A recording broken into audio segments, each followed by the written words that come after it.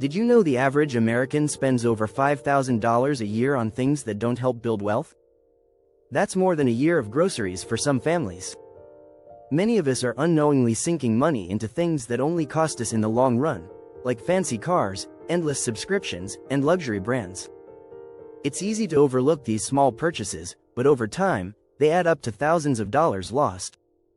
In this video, we'll uncover 6 middle-class purchases that are quietly keeping you poor.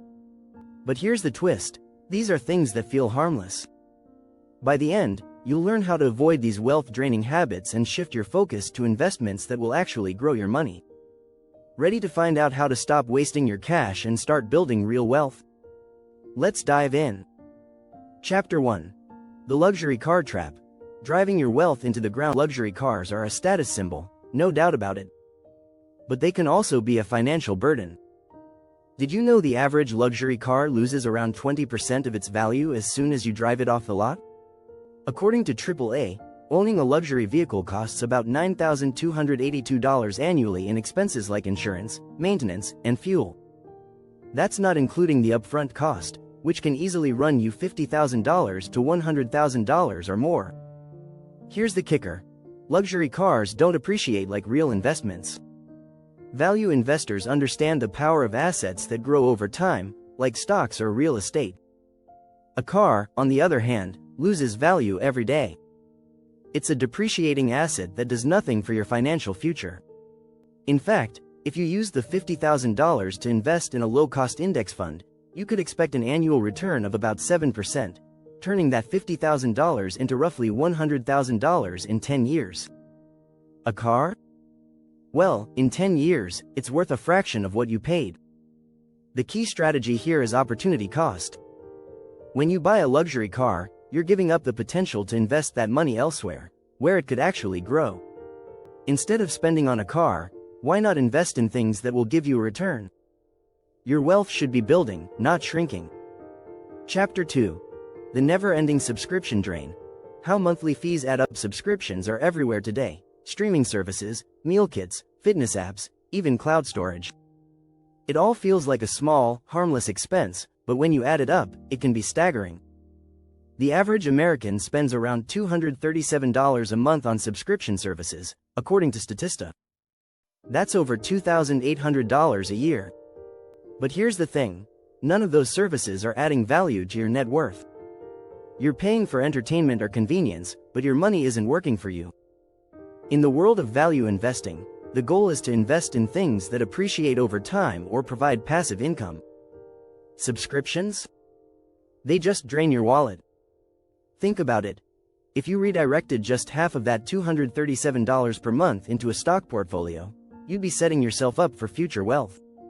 Let's say you invest that $1,400 yearly into a diversified index fund with a 7% return. In 10 years, you'd have over $20,000. That's real growth, something that subscriptions simply can't provide. The strategy here is to audit your subscriptions. Most people have at least one service they don't use regularly. Take time to review your expenses and cancel what's unnecessary.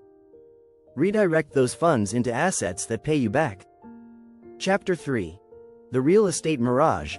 Renting versus buying in the wrong market. The idea of buying a home is deeply embedded in the middle-class mindset.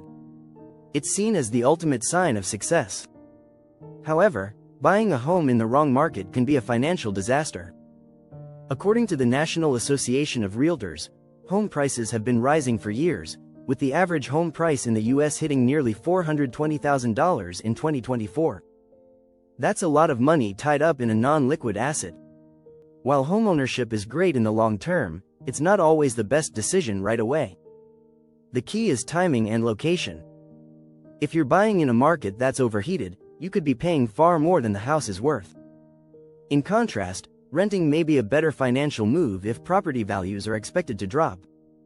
A value investor looks for the right opportunities at the right time. In a market where home prices are inflated, the better strategy might be to rent and invest in assets that grow in value, like stocks or bonds. Renting gives you flexibility and allows you to keep your capital free for better investment opportunities.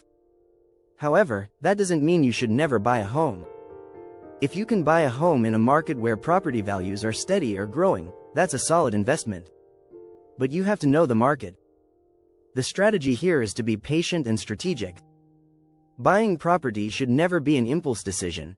It needs to be part of a larger financial plan. Quick reminder. If you're enjoying these tips and want more ways to build your wealth, don't forget to hit that subscribe button. You won't want to miss what's coming next. Chapter 4. Designer Clothing. The invisible wealth leak. It's easy to fall into the trap of buying designer clothes. After all, they're stylish and can make you feel great. But when it comes to building wealth, designer clothing is a luxury that often doesn't pay off. A study from CNBC found that nearly 1 in 5 millennials spend more than $500 a year on clothes they wear just a few times. Think about it, clothes are depreciating assets. You wear them, they lose value, and before you know it, they're worth a fraction of what you paid. Instead of purchasing a high-end brand that doesn't appreciate over time, why not invest that same money in a stock or a business? For example, if you spent $500 on clothes each year and invested it in an S&P 500 index fund, you could see a return of 7% annually. In 10 years, that $500 investment could grow to around $1,000. Your wardrobe? Not so much. The strategy here is to focus on long-term value. Instead of chasing the latest fashion trends, make purchases that will continue to add value to your life. This might mean opting for quality, timeless pieces over temporary fads. Clothes should serve your needs, not drain your resources. Chapter 5. The Coffee Shop Syndrome. Why $5 lattes keep you financially caffeinated but broke. We've all been there. Grabbing a $5 latte on the way to work. It feels like a small indulgence, but when you break it down, those lattes add up. If you buy one coffee a day, that's $1,825 a year. Now imagine what you could do with that money if you put it to work. Over the course of a decade, $1,825 a year could easily grow into a significant investment.